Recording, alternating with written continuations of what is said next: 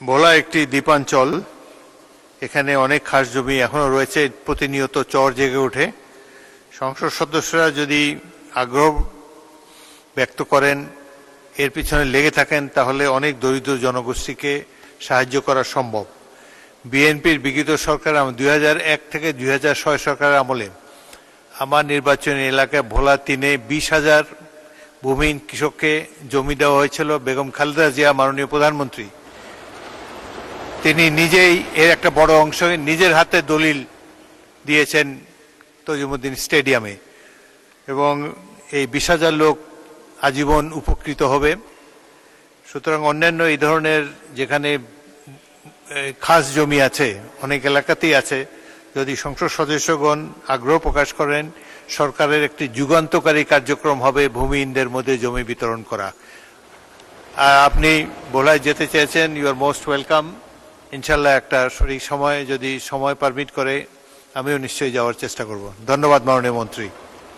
সাবেক প্রধানমন্ত্রী, আমাদের মাটি মানুষের নেত্রী, প্রধানমন্ত্রী সাবেক, আমাদের মা যে দৃষ্টান্ত স্থাপন করেছেন, আমাদের প্রত্যাশা থাকলো আপনি সহ উপযুক্ত স্থানে যে মাননীয় সংসদ নেতা, মাননীয় প্রধানমন্ত্রী সহ আমি চেষ্টা করব এই ধরনেরই আরেকটি যুগান্তকারী উদ্যোগ যা ইতিহাসের পাতায় লিপিবদ্ধ থাকে।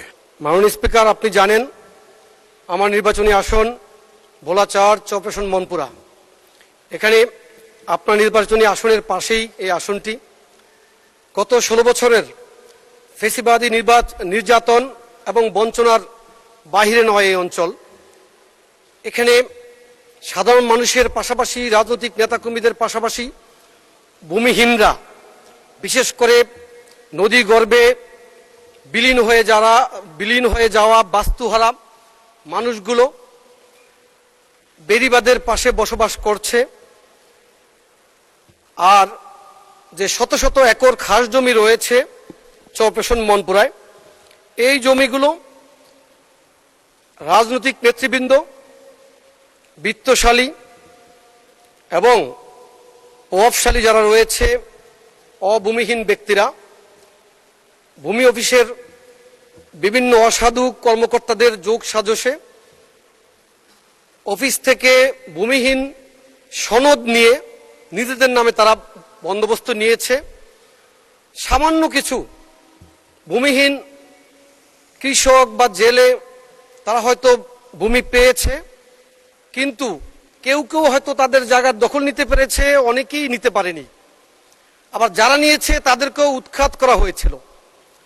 আমার প্রশ্ন হচ্ছে, মাননীয় ভূমিমন্ত্রী, চরপেশন মনপুরায় ভূমিহীনদের মাঝে খাস জমি বিতরণের জন্য ডিজিটাল ডাটাবেস কোনো তালিকার মাধ্যমে এই ভূমিহীনদেরকে ভূমি বিতরণের পরিকল্পনা রয়েছে কিনা আপনার? মাননীয় স্পিকার, আপনাকে ধন্যবাদ। ধন্যবাদ মাননীয় সদস্য। মাননীয় মন্ত্রী। মাননীয় স্পিকার, আমার অত্যন্ত প্রিয় মাননীয় সংসদ সদস্য মোহাম্মদ নুরুল ইসলাম আমাদের খুব আইকন লিডার, যুব সমাজের মধ্যমণি, অনেক প্রতিবাদী ফ্যাসিস্ট স্বৈরাচারী সরকারের সময় সারা দেশব্যাপী জনগণের পক্ষে এসেছিল। আমাদের মাননীয় প্রিয় নেতা, সংসদ নেতার অত্যন্ত স্নেহভাজন, তার অভিযোগটি সম্পূর্ণই সঠিক। আর আমার খুব স্বপ্ন ছিল যে একজন বীর সন্তানের পবিত্র মাটি যাওয়ার, যিনি আমাদের দেশের, আমাদের প্রিয় নেতা শহীদ রাষ্ট্রপতি জিয়া রহমানের পর মহান মুক্তিযুদ্ধের সর্বোচ্চ ভূমিকা রেখেছেন। মাননীয় স্পিকার, আপনার বাবা জাতির খুব গৌরবান্বিত নেতা, আমার খুব প্রিয় নেতা, আমাদের এই অঞ্চলের জন্য শেরেবাংলা একে ফজলুল হক। আমার খুব ইচ্ছা আছে সেখানে যাওয়ার।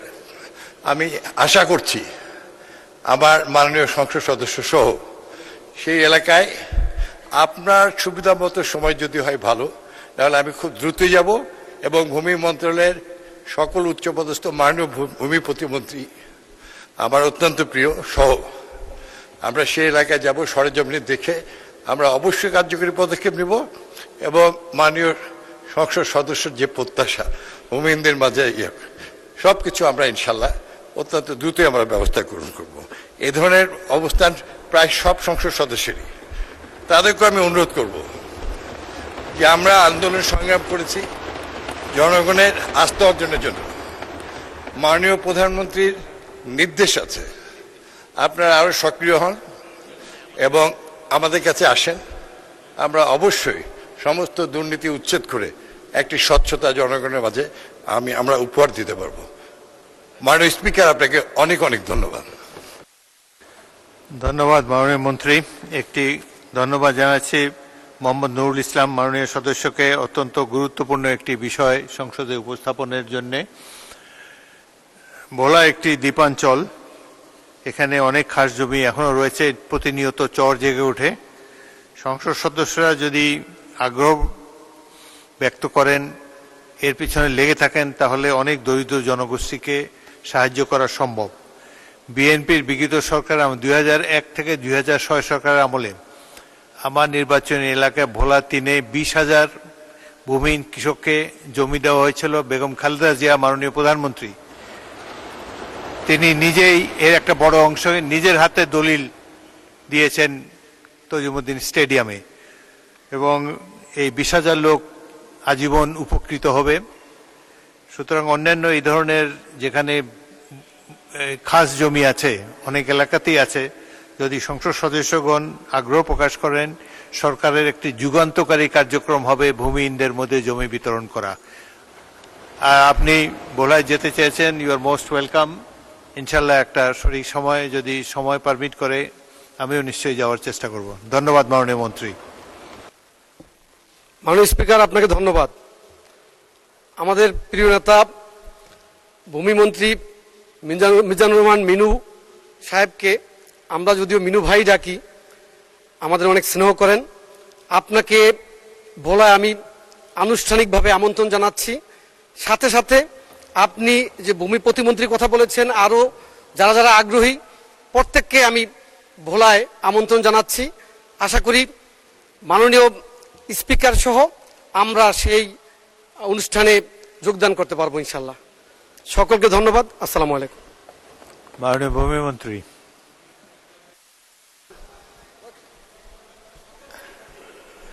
মাননীয় স্পিকার, অনেক অনেক আপনাকে ধন্যবাদ এবং এটা একটা ঐতিহাসিক সময়। আমি জানি সারা দেশের আমাদের নির্বাচিত 350 জন মাননীয় সংসদ সদস্যর এটা হৃদয়ের কথা। আর মাননীয় সাবেক প্রধানমন্ত্রী, আমাদের মাটি মানুষের নেত্রী, প্রধানমন্ত্রী সাবেক, আমাদের মা যে দৃষ্টান্ত স্থাপন করেছেন, আমাদের প্রত্যাশা থাকলো আপনি সহ উপযুক্ত স্থানে যে মাননীয় সংসদ নেতা, মাননীয় প্রধানমন্ত্রী সহ আমি চেষ্টা করব এই ধরনেরই আরেকটি যুগান্তকারী উদ্যোগ যা ইতিহাসের পাতায়